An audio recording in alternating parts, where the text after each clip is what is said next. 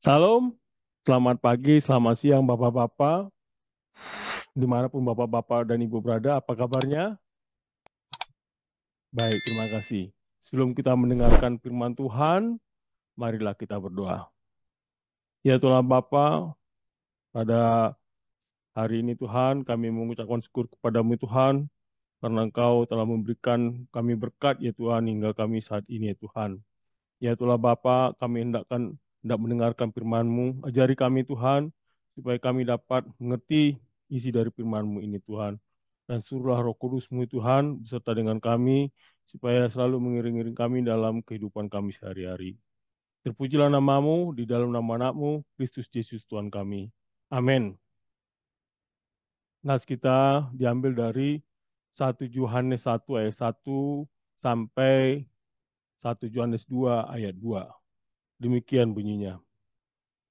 Kesaksian Rasul tentang firman hidup.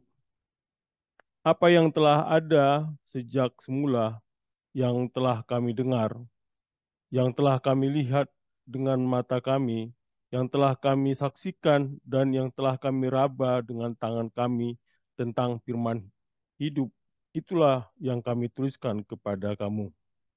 Hidup itu telah dinyatakan, dan kami telah melihatnya, dan sekarang kami bersaksi dan memberitakan kepada kamu tentang hidup kekal yang ada bersama-sama dengan Bapa dan yang telah dinyatakan kepada kami. Apa yang telah kami lihat dan yang telah kami dengar itu kami beritakan kepada kamu juga, supaya kamu pun beroleh persekutuan dengan kami. Dan persekutuan kami adalah persekutuan dengan Bapa dan Anaknya, ya Yesus Kristus. Dan semuanya ini kami tuliskan kepada kamu, supaya sukacita kami menjadi sempurna. Allah adalah terang. Dan inilah berita yang telah kami dengar dari Dia, dan yang kami sampaikan kepada kamu. Allah adalah terang, dan di dalam Dia sama sekali tidak ada kegelapan. Jika kita katakan bahwa kita beroleh persekutuan dengan Dia, namun kita hidup di dalam kegelapan, kita berdusta dan kita tidak melakukan kebenaran. Tapi jika kita hidup di dalam terang sama seperti Dia ada di dalam terang, maka kita beroleh persekutuan seorang dengan yang lain. Dan darah Yesus anaknya itu menyucikan kita daripada segala dosa. Jika kita berkata bahwa kita tidak berdosa, maka kita menipu diri kita sendiri, dan kebenaran tidak ada di dalam kita. Jika kita mengaku dosa kita, maka Ia adalah setia dan adil, sehingga Ia mengampuni segala dosa kita dan menyucikan kita dari segala kejahatan. Jika kita berkata bahwa kita tidak ada berbuat dosa, maka kita membuat Dia menjadi pendusta dan firman-Nya tidak ada di dalam kita. Kristus pengantara kita. Anak-anakku, hal-hal ini kutuliskan kepada kamu, supaya kamu jangan berbuat dosa. Namun jika seorang berbuat dosa, kita mempunyai seorang pengantara pada Bapa, yaitu Yesus Kristus yang adil. Dan Ia adalah pendamaian untuk segala dosa kita, dan bukan untuk dosa kita saja, tapi juga untuk dosa seluruh dunia. Demikianlah firman Tuhan, berbahagialah yang mendengarnya dan juga memeliharanya. Amin. Setelah kita mendengarkan ini, apakah dilihat dari surat Yohanes ini, apakah bapak-bapak dan ibu sebagai profesional maupun sebagai pimpinan perusahaan selalu memegang prinsip bahwa Alkitab adalah sebagai dasar yang kuat dalam kepemimpinan bapak dan ibu? Dalam suatu sejarah, saya coba melihat seorang mantan presiden Amerika Serikat yang bernama Jimmy Carter. Jadi Jimmy Carter adalah seorang, walaupun dia sebagai presiden Amerika Serikat pada saat itu, dia juga adalah seorang diakon gereja Baptis. Dan Jimmy Carter telah secara terbuka berbicara tentang pentingnya Alkitab dalam hidupnya dan kepemimpinannya. Kita tahu bahwa Jimmy Carter adalah Presiden Amerika Serikat ke-39, yaitu memegang jabatan pada tahun 1977 hingga 1981, dan juga merupakan tokoh penting dalam politik Amerika pada akhir abad ke-20. Beliau lahir di tahun 1924 di Plains, Georgia, dan Carter dibesarkan dalam sebuah keluarga yang taat beragama. Pendidikan awalnya dipengaruhi oleh nilai-nilai agama, dan dia tumbuh dalam komunitas yang menanamkan dalam dirinya pentingnya integritas, kerja keras, dan kasih sayang. Nah, sebelum terjun ke dunia politik, Carter adalah lulusan dari Akademi Angkatan Laut Amerika Serikat dan mengabdikan dirinya dalam karir militer, dan kemudian mengelola bisnis keluarga di bidang pertanian. Pengalaman hidupnya yang beragam ini membentuk pandangan dan prinsip kepemimpinannya. Nah, selama masa jabatannya, Carter memposisikan dirinya sebagai presiden yang berusaha menyeimbangkan realisme politik dengan prinsip-prinsip etis yang dia yakini. Ia menekankan transparansi dan kesederhanaan dalam pemerintahan. Nilai yang dia sampaikan berasal dari pemahamannya tentang etika Kristen.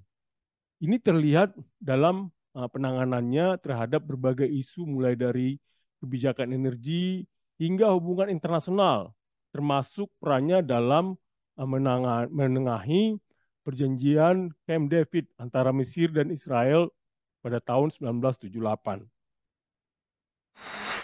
Ada beberapa ajaran-ajaran dari Jimmy Carter yang sering menjadi panutan dalam kepemimpinan global. Ada, kalau kita pelajari di sini ada 10. Jadi yang pertama adalah integritas dan kejujuran.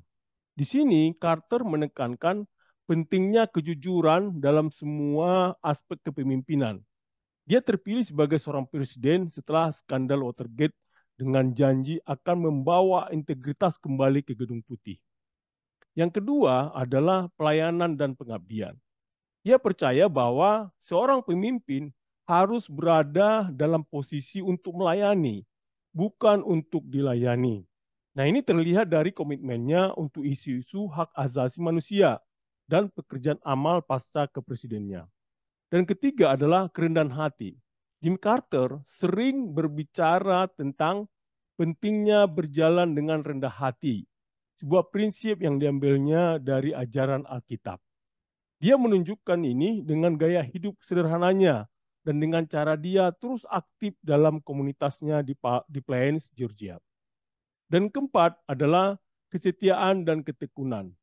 Sepanjang hidupnya, baik dalam karir militer, politik maupun sebagai aktivis sosial, Carter menunjukkan kesetiaan kepada prinsip-prinsipnya dan ketekunan dalam menghadapi tantangan. Dan kelima adalah belas kasih dan keadilan sosial. Nah, di sini Jimmy Carter dalam kebijakan domestik maupun asing, Jimmy Carter berusaha untuk memastikan bahwa keadilan sosial dan belas kasih menjadi pertimbangan utama. Ini mencerminkan komitmen pada kesetaraan dan perlakuan yang adil bagi semua orang. Dan keenam adalah perdamaian dan diplomasi. Keterlibatannya di dalam perjanjian Camp David itu menunjukkan adanya pendekatannya yang berhati-hati dan diplomatis dalam menangani konflik internasional, berupaya untuk menciptakan perdamaian yang berkelanjutan melalui dialog dan pengertian. Dan ketujuh adalah penghormatan terhadap lingkungan. Jimmy Carter adalah salah satu presiden pertama yang menempatkan isu lingkungan dalam agenda nasional, mengakui keterkaitan antara kebijakan lingkungan, energi, dan keamanan sosial. Dan kedelapan adalah pendidikan dan pembelajaran sepanjang hayat. Jimmy Carter telah menjadi advokat kuat untuk pendidikan dan percaya bahwa pembelajaran seumur hidup adalah kunci untuk perkembangan pribadi dan kemajuan masyarakat. 9 adalah tanggung jawab global. Melalui Carter Center, ia telah berperan aktif dalam mengantisipasi penyakit global, konflik dan isu-isu hak asasi manusia, menunjukkan pandangan bahwa pemimpin harus bertanggung jawab atas kesejahteraan masyarakat global. Dan ke-10 adalah penggunaan agama sebagai inspirasi, bukan alat politik. Jimmy Carter memisahkan keyakinan pribadinya dari keputusan politiknya dan menggunakan imannya sebagai sumber kekuatan moral dan inspirasi, bukan sebagai alat politik. Demikianlah seorang Jimmy Carter, dan hal yang sangat terkenal dari Jimmy Carter adalah kutipan yang sering dikutip sama Jimmy Carter, yaitu adalah di Mika 6 ayat 8. Berbunyi demikian, "Hai manusia, telah diberitahukan kepadamu apa yang baik. Dan apakah yang dituntut Tuhan daripadamu selain berlaku adil, mencintai kesetiaan, dan hidup dengan rendah hati di hadapan Allahmu?" Itulah yang sendiri dikutip sama Jimmy Carter. Nah, bagaimana kalau kita mempelajari di surat 1 Yohanes ini, yaitu surat Yohanes ini kita itu adalah merupakan bagian dari kumpulan tulisan-tulisan Yohanes dalam Perjanjian Baru. Dan ini secara tradisional dianggap dan ditulis sebagai Yohanes, yaitu salah satu murid dari Yesus. Dan juga hal ini dapat kita lihat bagaimana Yohanes ditulis. Hal ini kita bisa pelajari mengenai surat Yohanes ini ditulis dalam konteks adanya ajaran sesat yang mulai meresahkan komunitas Kristen awal. Nah, ajaran sesat ini cenderung mengarah pada gnostisisme, yaitu menekankan pengetahuan rahasia untuk keselamatan dan seringkali membuat perbedaan tajam antara roh baik dan materi atau yang jahat. Gnostisisme ini mengancam untuk memecah belah komunitas Kristen dengan mengajarkan bahwa Yesus tidak benar-benar manusia atau bahwa dia tidak benar-benar ilahi. Yang keduanya bertentangan dengan ajaran ortodoks Kristen pada saat itu. Dan di sini juga di penulisan ini yaitu adanya bagaimana Yohanes menulis yaitu untuk memperkuat iman komunitas Kristen dengan menekankan identitas Yesus sebagai firman yang menjadi manusia, menjadi pegangan hidup dalam terang, yaitu hidup sesuai dengan kehendak Tuhan dan penuh kasih dalam kehidupan berkomunitas. Nah, di sini juga dari 1 Yohanes ini kita bisa melihat bahwa di surat Yohanes ini ditulis dalam konteks perjuangan komunitas Kristen awal melawan ajaran sesat yang mulai meresap ke dalam komunitas tersebut. Nah, ajaran sesat tersebut termasuk, tetapi tak terbatas pada doketisme yang mengajarkan bahwa Yesus hanya nampak sebagai manusia dan tidak benar-benar mengalami penderitaan fisik. Di sini Yohanes menulis surat ini untuk menegaskan kembali kebenaran fundamental iman Kristen, yaitu inkarnasi Yesus Kristus, kematiannya yang menebus dosa dan kebangkitannya. Di sini juga diajarkan bagaimana bahwa bagian dari surat ini sangat penting karena Yohanes langsung menanggapi tantangan dekotisme dengan menekankan bahwa Yesus Kristus adalah firman yang telah menjadi daging. Di sini Yohanes menegaskan bahwa dia dan para saksi lainnya telah melihat, mendengar, dan bahkan menyentuh Yesus yang membuktikan kemanusiaannya. Ini menjadi dasar untuk persekutuan dengan Tuhan dan dengan satu sama lain, serta sumber sukacita yang lengkap. Nah, di sini juga diajarkan kita bagaimana bahwa bagian ini berfokus pada konsep dosa dan penebusan. Di sini, Yohanes menekankan bahwa mengakui dosa, dosa kita adalah kunci untuk berada dalam terang dan memiliki persekutuan dengan Tuhan. Di sini memperkenalkan Yesus sebagai pengantara. Sementara kita sebagai korban tebusan adalah sebagai untuk menebus dosa-dosa kita. Di sini pentingnya pengakuan dosa dan juga adanya keputusan melalui Yesus Kristus, penebusan melalui Yesus Kristus untuk pemulihan hubungan dengan Tuhan. Bagaimana kita bisa melihat apa sih tujuan Yohanes menulis ini? Jadi ada beberapa hal yang kita lihat di sini, yaitu adalah menegaskan kemanusiaan dan keilahian Yesus, yaitu mengatasi ajaran sesat yang menyangkal salah satu aspek tersebut. Juga adalah mengajak adanya persekutuan, yaitu melalui pengakuan iman kepada Yesus Kristus, kita diundang ke dalam persekutuan dengan Tuhan dan sesama anggota komunitas iman. Di sini juga kita diajarkan memberi petunjuk tentang berjalan dalam terang. Di sini Yohanes ingin mengerti bahwa berjalan dalam terang berarti mengakui dosa dan mempercayai Yesus sebagai penebus. Lalu bagaimana melihat kita sebagai profesional maupun sebagai pimpinan melihat tulisan 1 Yohanes ini? Yaitu adalah kita bisa melihat adanya nilai autentisitas dan transparansi. Nah, kita bisa melihat di dunia kehidupan sehari-hari Bapak sebagai profesional, autentisitas dan transparansi sangat penting untuk membangun kepercayaan dan kredibilitas dengan pelanggan, juga karyawan, dan juga pemangku kepentingan lainnya. Di sini kita tahu bahwa Yohanes berbicara tentang hidup dalam terang, yaitu dengan kejujuran dan integritas sebagai pondasi dari persekutuan yang baik, baik dengan Tuhan maupun dengan sesama. Juga kita mempelajari sini yang proporsional adalah pentingnya mengakui kesalahan dan belajar darinya. Di sini Yohanes menekankan pentingnya mengakui dosa sebagai langkah menuju penebusan dan pemulihan.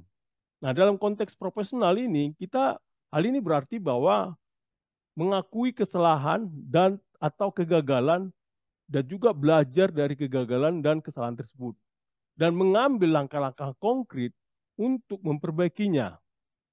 Lalu kemudian membantu membangun budaya organisasi yang resilient dan adaptif.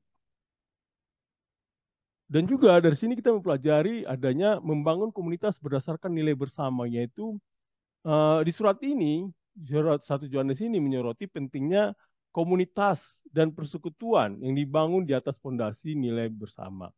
Sebagai pemimpin, hal ini berarti menciptakan dan memelihara budaya organisasi yang kuat, di mana visi, misi, dan nilai perusahaan selaras dengan tindakan dan keputusan sehari-hari. Di sini juga bapak-bapak sebagai personal yang ada relevansinya adalah kepemimpinan yang melayani. Artinya di sini meskipun tidak secara eksplisit disebutkan dalam bagian ini prinsip kepemimpinan yang melayani, yaitu memprioritaskan kebutuhan yang lain dan membimbing mereka menuju pertumbuhan pribadi dan profesional, yaitu adalah konsisten dengan pesan Yohanes tentang kasih dan pelayanan. Dan juga di sini mempelajari adalah kesinambungan antara keyakinan dan tindakan. Di surat 1 Yohanes ini mengajarkan bahwa keyakinan harus tercermin dalam tindakan.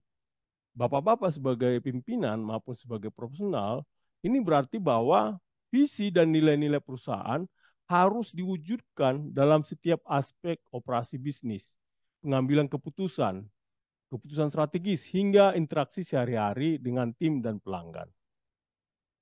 Lalu bagaimana Bapak-Bapak sebagai profesional maupun pimpinan perusahaan melihat ini dari 1 Yohanes 1 ayat 1 hingga 1 Yohanes 2 ayat 2 ini agar dapat diterapkan dalam kehidupan sehari-hari sehingga Bapak dan Ibu dapat menjadi pemimpin yang sukses, yaitu sebagai pemimpin yang merasa bahwa pemimpin pentingnya dasar yang kuat.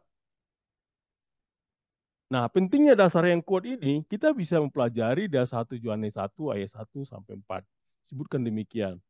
Ayat 1. Apa yang telah ada sejak semula, yang telah kami dengar, yang telah kami lihat dengan mata kami, yang telah kami saksikan, dan yang telah kami raba dengan tangan kami tentang firman hidup, itulah yang kami tuliskan kepada kamu. Hidup itu telah dinyatakan, dan kami telah melihatnya, dan sekarang kami bersaksi dan memberitakan kepada kamu tentang hidup kekal yang ada bersama-sama dengan Bapa dan yang telah dinyatakan kepada kami. Ayat 3, apa yang telah kami lihat dan yang telah kami dengar itu, kami beritahukan kepada kamu juga, supaya kamu pun beroleh persekutuan dengan kami. Dan persekutuan kami adalah persekutuan dengan Bapa dengan anak-anaknya, Yesus Kristus. Yang keempat, dan semuanya ini kami tuliskan kepadamu supaya sukacita kami menjadi sempurna. Nah, di sini di ayat 1 ini kita bisa lihat yaitu mengacu kepada Yesus Kristus sebagai firman hidup. Nah, Yohanes menekankan bahwa Yesus bukan hanya konsep atau doktrin, tapi dia telah nyata dan hidup, dilihat, didengar, dan diraba oleh rasul-rasul. Dan ini menegaskan kebenaran dasar iman Kristen bahwa Yesus adalah Allah yang menjadi manusia. Nah, di ayat 1 ini juga berbicara tentang kesaksian langsung Yohanes dan para rasul lainnya tentang Yesus Kristus yang mereka anggap sebagai firman hidup. Mereka tidak hanya mendengar ajarannya, tetapi juga menyaksikan dengan mata kepala mereka sendiri dan bahkan menyentuhnya. Ini menekankan keaslian dan otoritas kesaksian mereka tentang Yesus. Nah, di ayat 2 ini adalah melanjutkan penegasan tentang Yesus sebagai firman hidup yang telah dinyatakan. Yohanes dan rasul-rasul lainnya memberi kesaksian bahwa Yesus adalah sumber hidup kekal dan bahwa hidup ini ada bersama-sama dengan Bapa sejak awal. Ini menunjukkan hubungan yang unik dan juga adanya uh, antara Bapa dan juga anak. Nah, di ayat 2 ini juga melanjutkan dari ayat sebelumnya itu menggarisbawahi bahwa Yesus adalah firman hidup. Tidak hanya sebuah konsep tetapi telah dinyatakan atau diwujudkan. Nah, Yohanes dan para rasul bersaksi bahwa melalui Yesus hidup yang kekal, hubungan langsung dengan Allah telah diungkapkan dengan pada mereka. Di ayat 3 ini menunjukkan tujuan Yohanes memberitakan tentang Yesus agar kita sebagai pembaca dapat memiliki persekutuan dengan para rasul dan secara lebih luas persekutuan dengan Bapa dan Yesus Kristus. Ini menekankan pentingnya komunitas iman dan juga hubungan langsung dengan Allah. Nah, di ayat 3 ini juga Yohanes ingin membagikan pengalamannya tentang Yesus agar kita bisa dapat memiliki persekutuan dengan para rasul yang pada gilirannya adalah persekutuan dengan Allah dan Yesus Kristus. Ini menekankan pentingnya komunitas dari dan juga berbagi iman. Nah, di ayat 4 ini Yohanes memilih surat ini dengan tujuan untuk membuat sukacita kita para pembacanya menjadi sempurna. Ini mengindikasikan bahwa kegembiraan dalam komunitas Kristen tercapai melalui persekutuan dengan Allah dan dengan sesama orang percaya. Di sini juga di ayat 4 ini menuliskan dan membagikan kesaksian mereka tentang Yesus, dimasukkan untuk melengkapi sukacita mereka. Ini menunjukkan bahwa kegembiraan sejati dan penuh ditemukan dalam berbagai kabar baik dan membangun komunitas iman. Nah, di ayat ini, di ayat 1 sampai 4 ini, kita diajarkan bagaimana dasar keimanan dan kehidupan bersama, yaitu menjelaskan tentang Yesus Kristus yang merupakan firman hidup dan telah ada sejak awal. Yohanes di sini bersaksi tentang apa yang telah dilihat dan didengarnya tentang Yesus, sehingga orang lain dapat memiliki persekutuan bersama dengan Bapa dan juga putranya Yesus Kristus, yang menekankan pentingnya berbagi pengalaman dan kesaksian pribadi untuk membangun komunitas yang kuat. Nah, di sini di dalam sebagai konteks profesional, bapak-bapak sebagai pemimpin, penting untuk membangun budaya perusahaan yang berfokus pada kejujuran, transparansi, dan juga berbagi pengetahuan. Pimpinan dapat menunjukkan keteladanan dalam berbagai pengalaman dan kesaksian mereka, sehingga menciptakan persekutuan dan kepercayaan dalam tim. Juga di sini kita bisa melihatkan adanya autentisitas, yaitu jadilah otentik dalam tindakan dan komunikasi Bapak dan Ibu, yaitu berbagi kebenaran dengan integritas dan juga membangun kepercayaan. Juga Bapak-Bapak bisa membangun persekutuan, yaitu mendorong budaya inklusif yang memperkuat rasa memiliki dan kerjasama tim. Lalu Bapak-Bapak yang terkasih dalam nama Tuhan Yesus, apa yang kita pelajari di sini, yaitu Bapak-Bapak bisa menerapkan 1 Yohanes ini, yaitu adalah adanya keaslian dan transparansi. Nah, Bapak-Bapak sebagai hal yang dalam kehidupan sehari-hari, penting untuk berkomunikasi dengan jujur dan transparan tentang pengalaman dan pengetahuan yang kita miliki. Hal ini membangun kepercayaan dan keaslian dalam hubungan profesional. Bapak-bapak dan ibu juga bisa membangun komunitas, yaitu menekankan pentingnya membangun hubungan yang kuat di tempat kerja, berbagi tujuan bersama untuk menciptakan lingkungan yang mendukung dan kolaboratif. Juga bapak-bapak bisa melakukan adanya pentingnya pengalaman langsung. Artinya di sini seperti Yohanes berbicara tentang pengalamannya melihat, mendengar, dan menyentuh Yesus yang menjadi dasar kesaksiannya. Nah, di sini sebagai profesional, tentu ini menggarisbawahi pentingnya memiliki pengalaman langsung dan pengetahuan mendalam tentang bidang Bapak dan Ibu. Juga Bapak dan Ibu perlu membimbing membangun relasi yang nyata. Seperti Yohanes yang berbagi untuk membangun persekutuan, Bapak-bapak sebagai pemimpin harus berupaya membangun hubungan yang nyata dan juga berarti di tempat kerja berdasarkan kejujuran dan transparansi. Di sini juga Bapak-bapak perlu adanya pentingnya dasar yang kuat. Di sini seperti yang kita ketahui bahwa Yohanes memulainya dengan penekanan pada pengalaman nyata mereka dengan Yesus yang merupakan dasar dan pengajaran mereka. Di dalam konteks bapak-bapak sebagai profesional dan juga sebagai pimpinan, hal ini menjadi penting untuk memiliki dasar yang kuat dalam nilai-nilai dan misi perusahaan. Nah, bapak-bapak sebagai pemimpin perlu menghidupkan nilai-nilai ini melalui tindakan bapak-bapak dan ibu sehari-hari dan memastikan bahwa tim bapak dan ibu memahami dan berkomitmen pada tujuan yang sama. Di sini juga kita mempelajari adanya memiliki persekutuan, dasar persekutuan dengan Tuhan.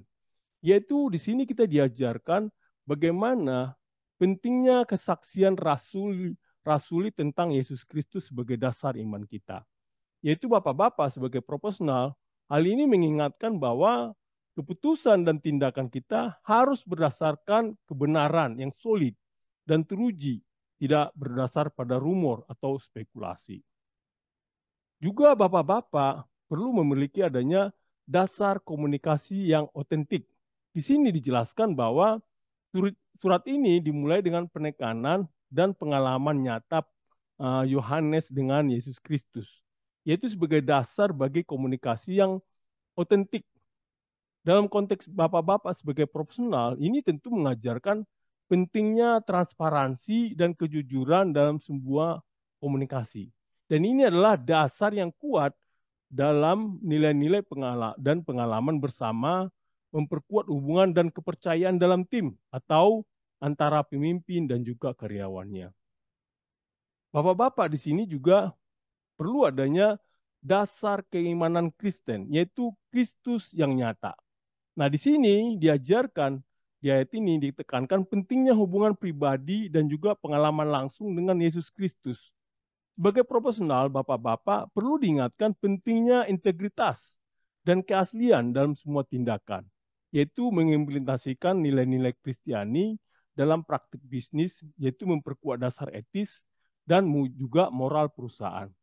Bapak-bapak juga bisa berbagi pengalaman dan juga kebenaran tentang Kristus, yaitu menghasilkan kegembiraan yang lengkap.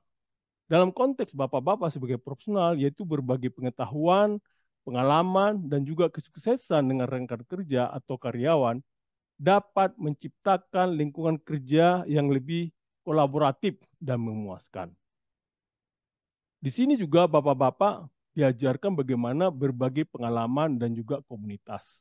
Di sini kita diajarkan sebagai pemimpin, kita perlu adanya berbagi pengalaman dan pengetahuan, yaitu menciptakan lingkungan yang terbuka dan asli, di mana anggota tim merasa dihargai dan terlibat. Dan juga di sini didorong adanya kegembiraan dan kebersamaan di tempat kerja, Ini tentu melalui kegiatan tim atau proyek kolaboratif yang meningkatkan rasa kepemilikan dan kepuasan kerja. Nah, di sini juga perlu diajarkan bapak-bapak dasar komunikasi dan keaslian, yaitu bagaimana bapak-bapak menyampaikan pengalaman yang otentik. Seperti Yohanes berbagi tentang pengalamannya yang nyata dengan Yesus. Sebagai pemimpin perusahaan, bapak-bapak harus terbuka dan otentik dalam berkomunikasi, baik tentang kesuksesan maupun dengan tantangan. Nah, di sini juga bapak-bapak perlu adanya kekuatan kesaksian dan berbagi pengalaman. Di sini kita mempelajari bagaimana Yohanes berbagi pengalaman bersama Yesus. Profesional, bapak-bapak sebagai profesional maupun sebagai pimpinan, bapak-bapak dapat berbagi pengetahuan dan pengalaman bapak dan ibu untuk memperkuat tim dan mendorong pembelajaran bersama. Juga dapat menciptakan lingkungan kerja yang mendukung di mana bahwa setiap orang merasa dihargai dan bagian dari tim yang lebih besar, yaitu mirip dengan koinonia yang dijelaskan oleh Yohanes. Bapak-bapak dan bapak-bapak, kita bisa juga mempelajari di sini adalah kepemimpinan yang melayani. Nah, di sini kita mempelajari kepemimpinan yang melayani ini, kita bisa baca di Filipi 2 ayat 3 sampai 4, yaitu menekankan pentingnya merendahkan diri dan memprioritaskan kepentingan orang lain. Yaitu di Filipi 2 ayat 3 dan 4 menyatakan demikian. Dengan tidak mencari kepentingan sendiri atau puji-pujian yang sia-sia, sebaliknya, hendaklah dengan rendah hati yang seorang menganggap yang lain lebih utama daripada dirinya sendiri. Dan janganlah tiap-tiap orang hanya memperhatikan kepentingannya sendiri, tetapi kepentingan orang lain juga. Saudara-saudara yang terkasih dalam nama Tuhan Yesus, setelah kita membaca tadi 1 Yohanes 1 ayat 1 sehingga 1 Yohanes 2 ayat 2 ini, yaitu kita bisa mempelajari bagaimana bapak-bapak fokus pada otentisitas, integritas, dan juga akuntabilitas, termasuk pemulihan dan hidup sesuai dengan prinsip-prinsip etis. Nah, bapak-bapak sebagai pemimpin perusahaan dapat menginspirasi dan juga memimpin melalui teladan, membangun budaya yang mendukung kejujuran, transparansi, dan pertumbuhan bersama. Ini tidak hanya akan membantu dalam membangun organisasi yang lebih kuat dan lebih etis, tapi juga dalam menciptakan dampak positif yang lebih luas dalam komunitas dan masyarakat. Nah, penerapan yang ini perlu tidak hanya menciptakan lingkungan kerja yang lebih sehat dan produktif, tapi juga membantu bapak-bapak dan ibu membangun reputasi perusahaan yang baik, mempraktikkan nilai-nilai secara konsisten, yaitu dapat membawa dampak positif yang signifikan, baik dalam tim maupun dalam hubungan dengan klien dan stakeholder lainnya. Stay profesional. Amin. Mari kita berdoa. Ya Tuhanlah Bapa, kami telah mendengarkan firman-Mu Tuhan. Ajari kami Tuhan supaya kami dapat memahami firman-Mu ini Tuhan. Ajari kami Tuhan supaya kami juga selalu berkata jujur dalam kehidupan kami sehari-hari dan juga transparan dalam kehidupan kami sehari-hari dalam kehidupan kerja kami Tuhan. Ajari kami Tuhan supaya kami selalu juga merendahkan hati baik di hadapan-Mu maupun di hadapan saudara-saudara kami, teman-teman kami ya Tuhan. Ya Tuhanlah Bapa, terpujilah namamu di dalam nama anakmu, Kristus Yesus Tuhan kami. Amin.